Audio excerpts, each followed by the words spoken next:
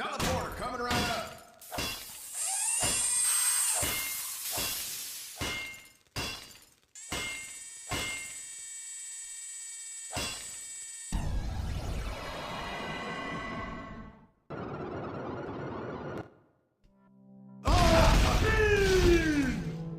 Let me set up a scenario for you.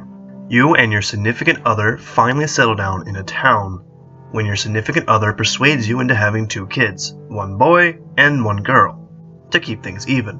Eventually, those kids get you into getting them a pet, and as a year passes, your worst fear comes over you, as nuclear bombs are dropped in your local area.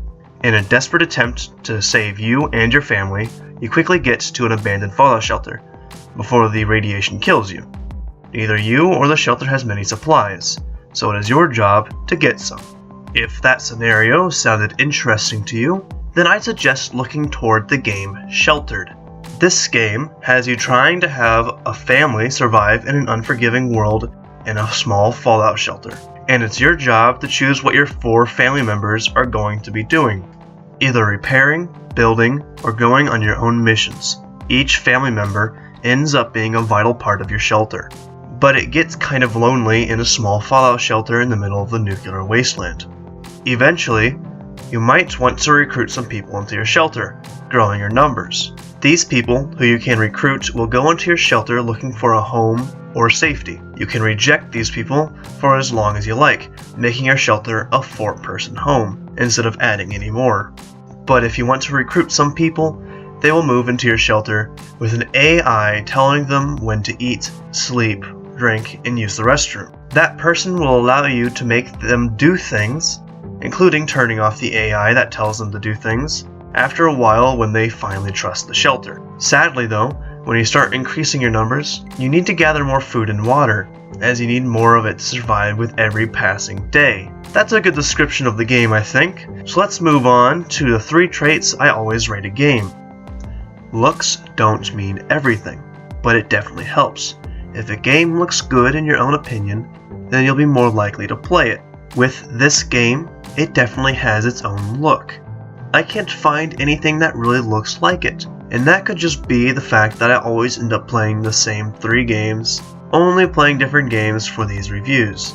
Because of its unique art style, once I saw it when I was browsing games on YouTube, the art style was the thing that stuck out to me the most. Because of its unique art style, once I saw it when I was browsing games on YouTube, the art style was the thing that stuck out to me the most out of everything else, and eventually got me to buy the game because I thought it looked nice, and something else that we'll get later on. I gave the looks of this game a nice 7 out of 10. Gameplay. This was the other reason why I bought the game. Knowing me in my past, I do enjoy a nice little micromanaging game. And this is definitely one of them, especially at the start where resources are scarce, but in later days resources are plentiful a bit and you focus on other things, like fixing a van and making missions go faster. You end up using the shift key more than any other button, if you're excluding the mouse here, as the shift key ends up speeding up time, making things go faster. Even though the gameplay can be quite slow at times, I always found it to be really enjoying. You've been seeing the gameplay in the background as you click on things to see what your person can do with it, then click on different things to make different people do things. It's simple in the eyes, but I like how it is simple, and personally I think that it actually raises the game up a bit. I give the gameplay a 7 out of 10. Some games I review don't get high on this recommendation, because I found it to be a chore to play them. This game is definitely different though, as I found myself going back to play it over the month more times than I would like to admit, and I'll definitely have a tear in my eye when I move on to the next month's game to review. This is definitely the faster of the 3 to give it a score on, but that's how the cookie crumbles.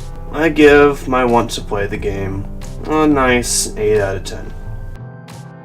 This is definitely one of the more higher rated games I have reviewed. As I normally review games I'm not sure many people have heard of, or if many people have, or if, someone's told me to review it. But Sheltered's final score is 22 out of 30. And I'd recommend it if you enjoy the art style and if you think the gameplay might be up your alley, by the description I gave and the gameplay you can see in the background.